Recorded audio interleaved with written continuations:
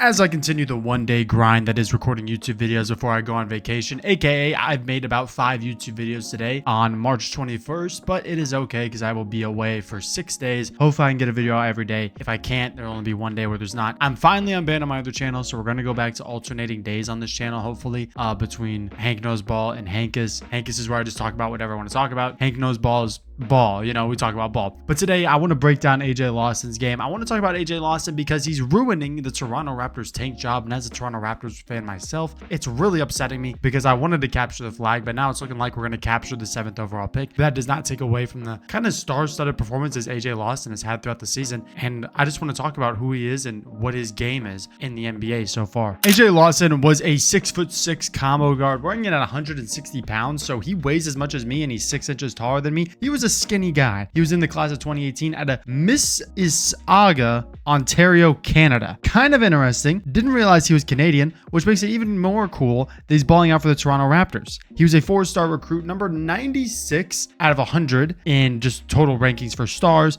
The composite had him at a 3-star. He was the 3rd best player in Ontario, which basically is like a top 5 player in Canada, and he would end up committing to the University of South Carolina, where he would have a phenomenal few years with the Gamecocks. Now, he did have offers from schools like Tulane, Creighton, Baylor, and Maryland. He had plenty of offers, and he committed to South Carolina, where he would play 3 seasons there at a very high level. And when I say high level, I mean a very high level. The only thing that I guess I could be a little bit picky on was his 3-point shooting. Could be like not 35%, could be like 38, but that's just me nitpicking. He was also kind of inefficient just overall, but when you're the vocal point of this offense and you're taking about 8 3-pointers a game in your junior year and 14 field goals a game in your junior year, you're gonna not be the most efficient when you're the focal point of an offense. If I say focal point one more time, I might lose half my viewers. AJ Lawson, very, very decent career. His all-time career stats are 14 points, 4 rebounds, 2 assists, 40% from the field, 35% from 3, 70% from the line. Like I said, super inefficient. I'm gonna have a picture of his stats throughout his entire career up on the screen right now, like while I'm yapping, of course, and you guys can just look at that yourself, break it down. He was a 2020-2021 all-SEC level player, an SEC all-freshman, and he was a 6'6". He put on 20 pounds, which is much needed when you're playing at a higher level in college. His time in college did land him some pretty good numbers on the NBA Draft.net player number grade scale. I never know what to call this thing, but he had a number 9 in size. I mean, being 6'6", it's great size for a shooting guard nowadays. And he had a 9 in quickness. Other than that, 8 in intangibles, 8 in potential, 8 in ball handling. He had some great things,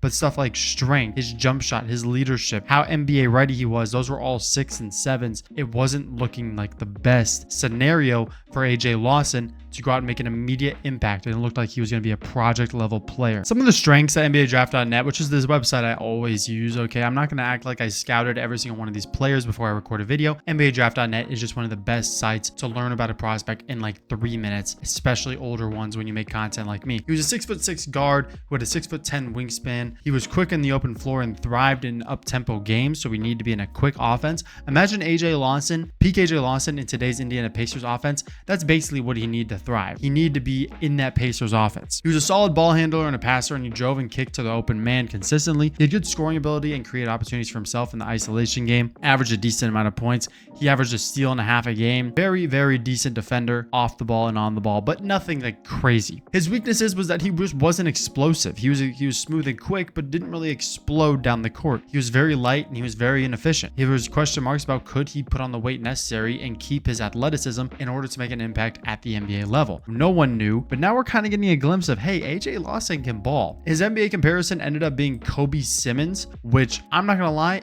I'm not a Kobe Simmons expert, but the fact that he's getting compared to Kobe Simmons is probably about right. Kobe Simmons averaged about 5 points throughout his NBA career, 2 assists, 1.5 rebounds. And when we look at their careers so far, this is a very decent comparison. Now, Kobe Simmons is a 27% 3-point shooter in his NBA career in only 42 games, which is a little bit low. But when we really think about what AJ Lawson is, it is about Kobe Simmons. Kobe Simmons was a very good bag pull. I also do believe that AJ Lawson is at the peak of his career right now. I don't think it's going to get much much better for him. I wouldn't be shocked if he got handed like a 3-year NBA contract at the end of this offseason, like 3 years, 12 million, just because of how well he's played for the Toronto Raptors in these limited games as they're trying to tank, but they're not really tanking, and then they're almost beating the Warriors. It's like a whole thing in Toronto. I don't understand what's going on. I don't know whether to be happy or sad. I just wish Scottie Barnes was playing like an all-NBA level player. That's all I want. But yeah, the AJ Lawson Kobe Simmons comparison was a very strong one, and I liked it. Now, the thing with AJ Lawson is these career stats are very crazy. His first 4 years in the NBA, he never averaged more than 4 points a night, which when we really think about it, that makes what he's doing now in this 2024 to 2025 season with Toronto through 15 games even more impressive. He's playing 18.5 minutes a night, scoring 9 points, getting 3 rebounds and 1 assist. He's only shooting 40% from the field, but we saw the inefficiency struggles over his time in college, so you figure as his role gets bigger in the NBA, he'd have those inefficiency struggles as well. He's shooting 35.5% from 3, which is all right. It's decent, but 65.5% from the free throw line. If he was a good free throw shooter, I'd be way higher on AJ Lawson. I'd consider him a good rotational piece. But when we look at his game log, he's had some like 3 really solid games, but none bigger than the 32-point performance against the Washington Wizards, where he dropped 32 points, 12 rebounds, 1 steal, and also 43% from the field and 50% from the 3 on 7 attempts. Very impressive. Also dropped 28 against Philly, 18 against Utah. AJ Lawson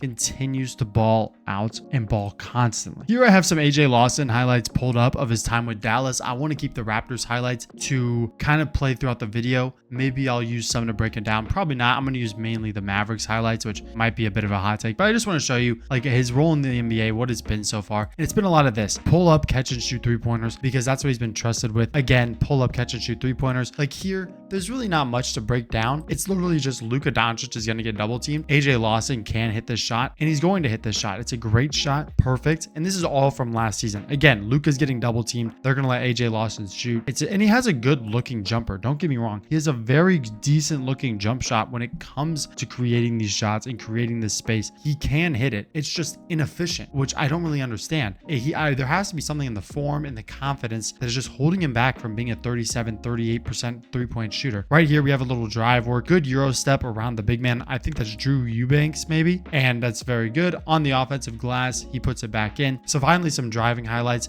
He is very smooth. Very smooth. And the dunk package is very simple. He does always a right-handed slam, it feels like right here, right-handed slam. It's always with the right hand every single time. Another tough finish up and in with the left. A lot of great highlighting points. Look at the arc on that shot, by the way. Oh my goodness. That thing went so high. I am starting to lose my voice a little bit, so that's going to be the breakdown done. I appreciate you guys for watching. As always, like and stuff for more content. I got to record one more video today, then I'm done. Yeah, let's just keep on grinding.